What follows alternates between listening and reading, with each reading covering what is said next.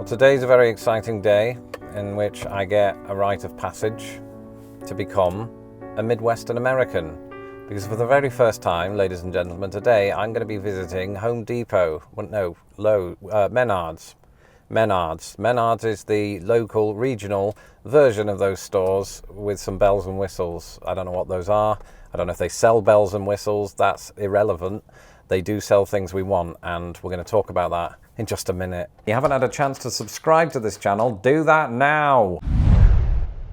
One big thing I did not realize before moving to the United States is this. The country is so massive that one part of it can boast a completely different set of major businesses to the others. So here in the Midwest, in addition to national stores such as Walmart and Target, we have Meijer. In the world of fast food, some states have Culver's and some don't, while what I know as Hardee's in the Midwest goes by Carl's Jr. in the West. And so it is with Menards. Against the backdrop of nationwide hardware stores like Home Depot and Lowe, Menards continues to punch above its weight in the American Midwest. And I'm here for one very specific purpose: to buy a lawnmower and some other stuff.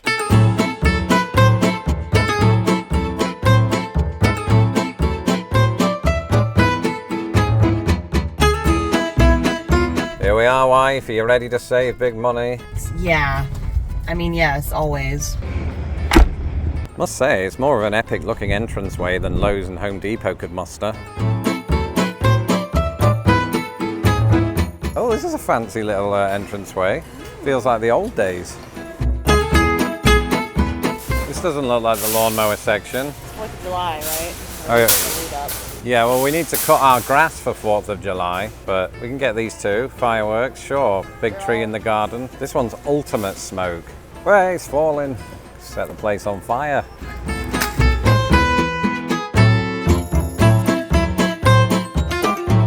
Probably going to the garden centre, I would have thought, wouldn't you, wife? Absolutely. Is that where they're gonna? That's where they'll keep lawnmowers. Oh, there they are. That was surprisingly easy. Way easier than trying to find paint in Lowe's. Now the question is, what makes a good lawnmower? Ease of use. How do you test that in a hardware store? You don't? You just guess. Touch some of them, I guess.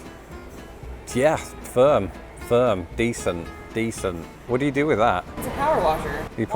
You just spray stuff. Yeah. With a point of view, it's like Duke Nukem or whatever. Feels like we're already saving big money by not actually buying anything. Well, I was gonna say that I didn't think that Menards had shelves quite as high as Lowe's or Home Depot, but actually their lawnmower section does. So I think we've come to the right place. It's just a question of which do you choose. This is America, the land of choice. I crumble under the pressure when I have too many choices, not drinks. We spoke about getting a lawnmower that you don't need to plug in or do any of that kind of nonsense. Just one of those like non-electrical push it one that makes a kind of like metallic sound. Right, so we're thinking something like this that's just, you know, straightforward. Is it straightforward or is it a lot of work? Mowing a lawn is a lot of work. I know that. The question is, do you want to pick up the grass yourself or let it lay? Or do you want something that's going to hold the grass?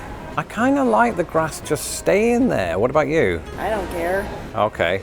Well, I mean, we could always get it, and if we don't like it, we could always bring it back because there's a 2-year limited warranty. I am a bit concerned about the word limited. Well, I was going to get the display model down when it's pointed out to me that the boxes are down here. It's broken.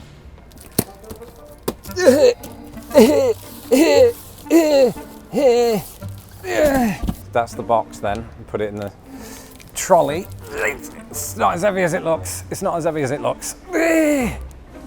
that heavy. What could be worse if it was one of those big motor operated ones. I think I just crushed your poppers. I have to get them. Oh, it's not firecrackers, is it? What's that? Yeah, they are. Firecrackers. Yeah. Nearly destroyed the entire store. So now what are we doing? Looking for weed whackers. I've used a weed whacker before when I used to do Tara's parents' lawn years ago when I was fresh into the country.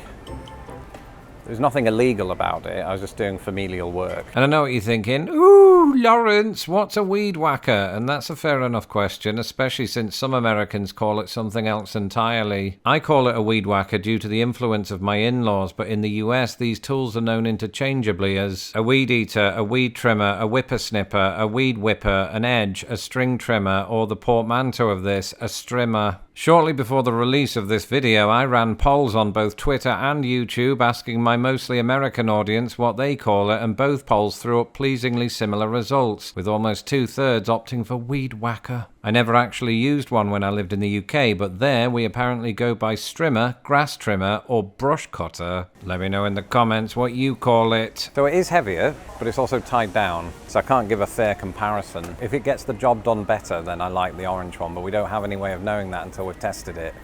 That's the hard part. Yeah, I mean, that's half the cost of the lawnmower, so that feels about right.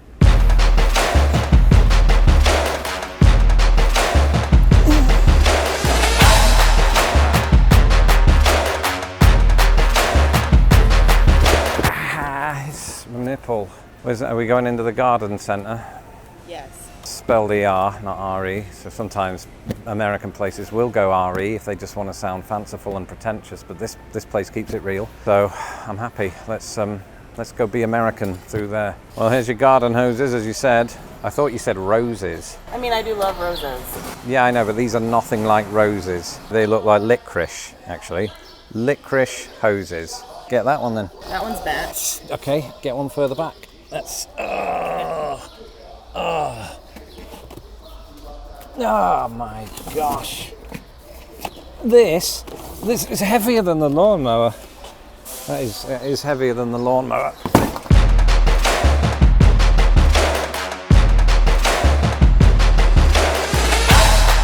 Well, my phone charger in the car has been on the fritz for a while, so this seems like an adequate replacement.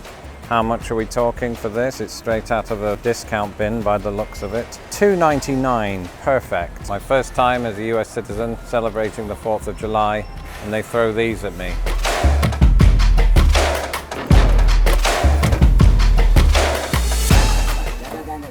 Just leave them in, shall we? The little stuff, give me those so we put them in here. Yeah. No. We're going to bag them. Oh. I'm not where you're going to. Yeah, I don't mind that. No.